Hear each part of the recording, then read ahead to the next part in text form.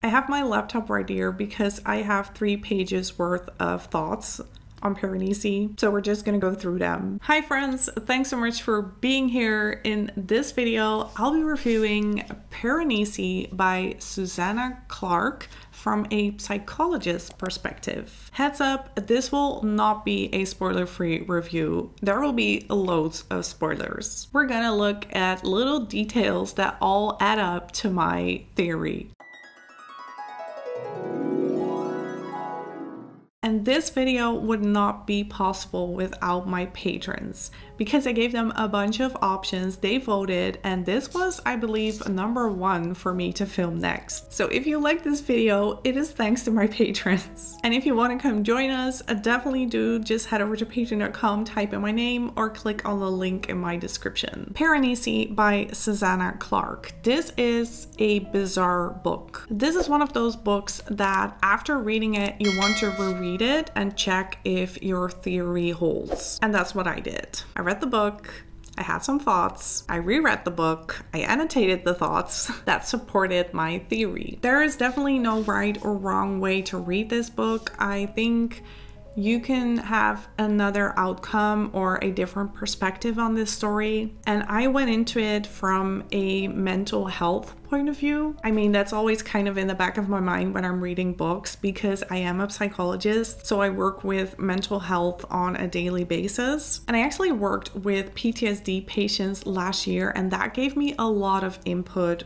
while reading this book. Before we dive deeper into my theory of Piranesi, let's talk a little bit about this book. It's hard to give a summary of this book, but I am sort of gonna try. We have this main character called Piranesi, at least that's what he is called at the beginning of the book. He lives in this house with endless halls that hold statues. And Piranesi thinks he is a scientist and his goal is to explore these halls. He also doesn't really know why he is called Piranesi, but he is called that by the other. He is called the other because he's literally the only other human in this house. And this person can leave the halls. And Piranesi cannot. For Piranesi, there is no world beyond the house and its halls. This book has a really good build-up, and along the way you get these little hints that will tell you more about these characters. It turns out Piranesi is a missing person, at least he is for the outside world,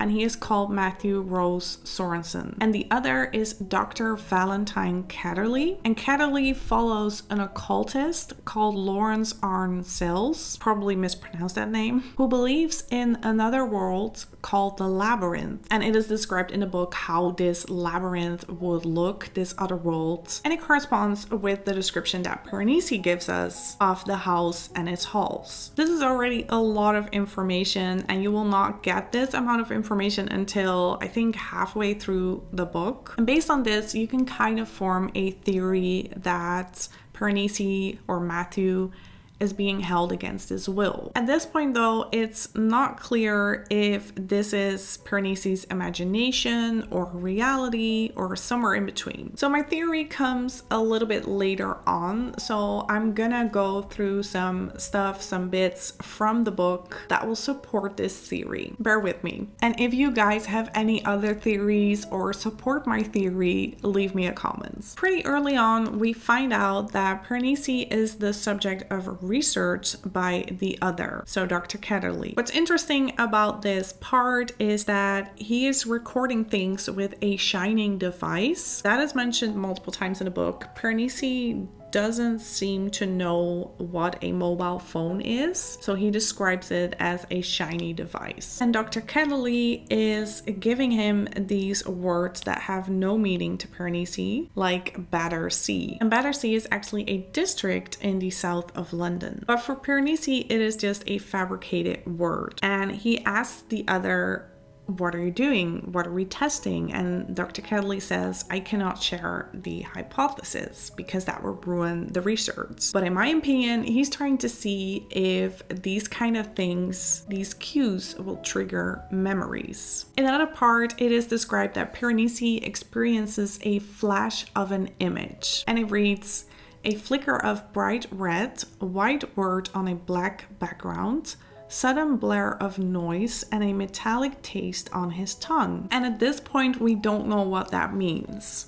I thought about it when I read it, and I didn't get what it was about until page 161, in which a vision is triggered by reading his name. So his actual name, Matthew Rose Sorensen. And then the vision is described in more detail. Then there are these two quotes. First, once, when I had not eaten for 2 days, I determined to go to the drowned halls to find some food. Second quote, I remember every hall I have ever visited. There are 7,678 of them. You never forget anything about the labyrinth. That is why your contribution to my work is so valuable. But you do forget other things. And of course, you lose time. And this is what Dr. Kedley says to Piranesi, to Matthew. Is a theory forming in your mind? Let me know. Because these are all little things that added up for me personally. Another thing that's striking is that there are 10 skeletons with Matthew, with Piranesi in these halls, including a folded up child's and a monkey, which again reminded me of illegal research, illegal experiments, that kind of creepy stuff. The halls where Piranesi resides are immensely big, but there's this significant spots. The southeastern corner with 2 minotaurs. And it is explained that there's a shadow between these 2 statues that create an optical illusion that looks like a hallway, an exit. This is another quote from the book. It was from here that both the draught and the scent seemed to emanate. I could hear faint sounds, a sort of vibration and a dashing noise, like the waves, but less regular. And then a voice says, not what I was hired to do. And I said to him, you have to be joking. Another voice, people have no shame. I mean, what goes through their heads when... And that's where that scene stops. But after all of this, I had a theory. Piranesi Matthew is definitely being held against his will. Only he is so brainwashed that he doesn't even know it. I think that he is a prisoner and that he is so heavily traumatized that he has amnesia. And the amnesia part is mentioned multiple times by the other. Another part that really supports my theory is when the perpetrator, because that's how I feel about Dr. Kelly, tells Piranesi about 16. So 16 is a person that is infiltrating this house and is apparently, but that's something we learn later on, trying to rescue Matthew Piranesi. And what does a perpetrator do to a victim to keep them in their place? They tell you things that are not true. So Dr. Kelly says, 16 will infect you with madness and will almost certainly try to manipulate you into hurting me. That's a common tactic. That's called brainwashing, taking away the attention from the actual perpetrator. And then the other Dr. Kelly says, in those circumstances, if I find you are mad, then I think it's best if I kill you for both our sakes. And Piranesi is kind of shocked by this, but also not. He's like, okay, if that's what must be done, which is insane. If someone would tell you something like that, you would run, you would scream, you would do something. But Piranesi is really passive. Throughout the story, we also get pieces of biographies, and from them we learn more about other victims. There was another victim called James Ritter, and he was found behind a fake wall in Lawrence's house. So this is the occultist that Dr. Kedley follows. And James Ritter was taken to the hospital where he was treated for pneumonia, malnutrition, dehydration, and bipolar disorder. They think he had been imprisoned for as long as 2 years. Of course, it is perfectly possible that Arne Sills simply elaborated on Ritter's hallucinations, because Ritter also describes being in this house and the halls. But seeing as he has a bipolar disorder, when you don't get your medication, you will have your highs and your lows. The highs are called mania, and in those periods you can get hallucinations. So I think that's what they mean with simply elaborated on Ritter's hallucinations. And I can also imagine that if you are dehydrated, imprisoned behind a fake wall where it's probably dark, you are desensitized, so you will probably start to see or hear things that are not there. But again, seeing an entire house with loads of halls and statues is a different thing. But still, I was holding on to my theory. So this number 16, this savior, is trying to communicate with Matthew through messages. And the messages indicate that there are more victims and that these victims are groomed. They seem to stay voluntarily, so that makes it even harder for them to be saved. And it turns out that Matthew has been missing for 6 years. That's taking brainwashing to a whole nother level. When we take a closer look at Lawrence Arnsels, who is the occultist, the head occultist. He has all the characteristics of a cult leader. To illustrate this, another quote from the book. Lawrence told her to manufacture a quarrel with her parents and break off all contact with them, and she did. She did it because Lawrence instructed her to do it, and because Lawrence was the great magus, the great seer who was about to guide us all into the next age of man. He did it because he could. He did it to cause anguish for her and her parents. He did it because he was cruel. If that doesn't make your alarm bells go off, I don't know what will. This part alone tells you this is a very narcissistic man who loves everything about himself and has a goal that he's working towards, and he doesn't care if other people get hurt in the process. And this man was followed by Dr. Kelly, among other people. This next part I want to share with you is really interesting because in this part, Laurence, the occultist, the great seer, is talking about the other world at a dinner party, and it is described as a Huxleyan psychedelic experience. So I looked this up because this was a word that I did not know, and it turns out that this refers to a book called The Doors of Perception. This is an autobiography written by Aldous Huxley. Apparently it is published in 1954, and it elaborates on this author's psychedelic experience under the influence of mescaline. Again, I had to look this up, but that is apparently derived from the peyote cactus. Huxley recalls the insights he experienced ranging from the purely aesthetic to sacramental vision, and reflects on their philosophical and psychological implications. That's a deep dive, you guys. See, it referring to a book written in 1954, The Doors of Perception. That blew my mind. But also, it's another thing that supports my theory. From all of this that I just shared with you, and the fact that the last victim also had mental health issues, a bipolar disorder, I think that Matthew Piranesi can also be diagnosed. I think he has multiple personalities. I'm going to explain why, and also if you are planning to reread the book, do it with this theory in the back of your mind, because it would be interesting to hear if other people can see my theory as well, or if I'm just taking it too far. There are actually quite a lot of hints towards this. In the last chapters, the person that we used to call Piranesi and Matthew says that he is someone else, and that these persons are living inside of him. He actually talks to them. He says things like, "Do not be afraid, you are safe, go back to sleep, I will take care of us both." And at a later time, he says, "Perhaps I should send them a message explaining that Matthew Rose Sorensen now lives inside me, that he is unconscious but perfectly safe, and that I am a strong and resourceful person who will care for him assiduously, exactly as I care for any others of the dead." Along with the part that Piranesi is probably imprisoned under very dire circumstances, the fact that he is brainwashed led me to believe that he has a mental health condition called dissociative identity disorder, DID. Someone that has a dissociative identity disorder has multiple distinct personalities, and this is at least 2 or 3, but could range to 100. There are people that actually have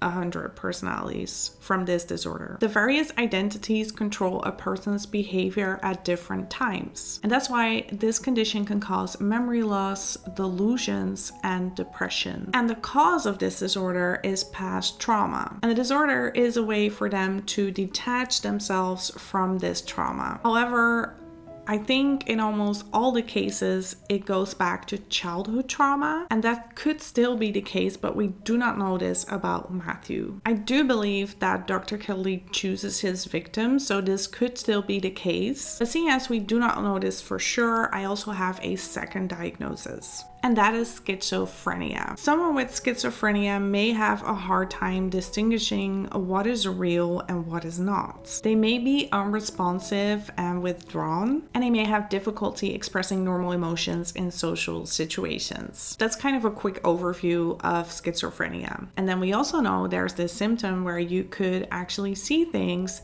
that do not exist or hear things that do not exist. The people with dissociative identity disorder know that the voices come from within, and with schizophrenia, they don't. So overall, I would go with my first diagnosis. For the last chapters of the book, I read it like Piranesi was a person with multiple personalities who was heavily traumatized, who was held against his will, and that's where the police officer Raphael, 16, comes in because he rescues Matthew Rose Sorensen and tells him that he is a missing person and that his family really wants to see him. And then of course Piranesi says, I am not that person, he lives inside of me. And then Raphael says, but you have his face. So maybe you would want to check in with this family so they can see Matthew's face. And he also says, Piranesi is always with me, but of Rose Sorensen, I have only hints and shadows. I piece him together out of the objects he has left behind, from what is said about him by other people, and of course, from his journals. So he doesn't recognize the journals that play an important part throughout the story as his own. He also doesn't recognize the handwriting. So that's another hint towards multiple personalities, because if you have those, they will actually have different handwriting. However, I did find a part that doesn't really coincide with my theory. There's a part where Matthew goes back to the house with James Ritter, the other victim. I led him through the shadowy corridor, and when the noble minotaurs of the first vestibule rose up around us, he started to cry, not for fear, but for happiness. I mean, it could just be them going back to their hallucinations and feeling happy because they did stay at an actual location, because it is mentioned somewhere that Raphael, the police officer, rescued them at Seaside, and maybe they just went back to this cabin or this house at sea. That's why they feel safe and at home. And the end scene, this is like the final chapter, the final 2 pages or so, shows another example of reality and the hallucinations blending together. An old man passed me. He looked sad and tired. He had broken veins on his cheeks and a bristly white beard. As he screwed up his eyes against the falling snow, I realized I knew him. He is depicted on the northern wall of the 48th Western Hall.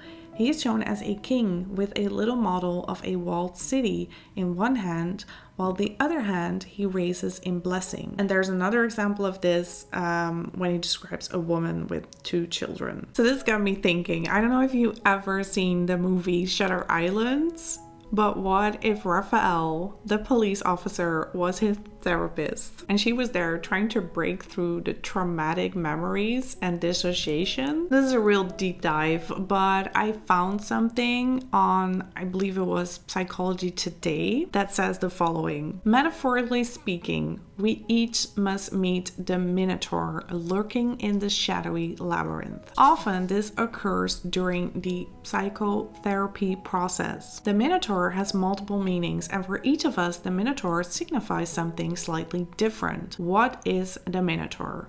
First, the minotaur represents our primal fear of the unconscious. The unconscious, as originally conceived by Freud, conveys exactly its meaning. It refers to that portion of subjective experience of which we are unaware or not conscious. It is that which is obscured, invisible to consciousness, at least for the moment. I mean, it could be. That would be insane, right? If this entire book was a therapist trying to get through traumatic memories. Again, it could just be someone that is imprisoned and saved by a police officer that has a mental health disorder, but this could also be it. And that is insane to me if she actually meant this story to be that. So the question remains, was it real or just a hallucination caused by trauma? And there are actually two things in this book that still make me doubt my theory. The occultist Laurence, he believed in the house in this other world. He called it the labyrinth. And according to him,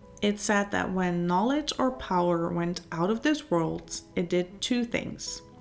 First, it created another place, and second, it left a hole, a door between this world where it had once existed and the new place it had made. So this guy really believed this. He did rituals with this, and Dr. Kedley followed him. And the second thing is, when Raphael, police officer or therapist, explains to Matthew how she found him, she says the following. Arne Sales described what to do, how to go back to a pre-rational mode of thought. He said that when I'd done that, I'd see paths all around me, and he told me which one to choose.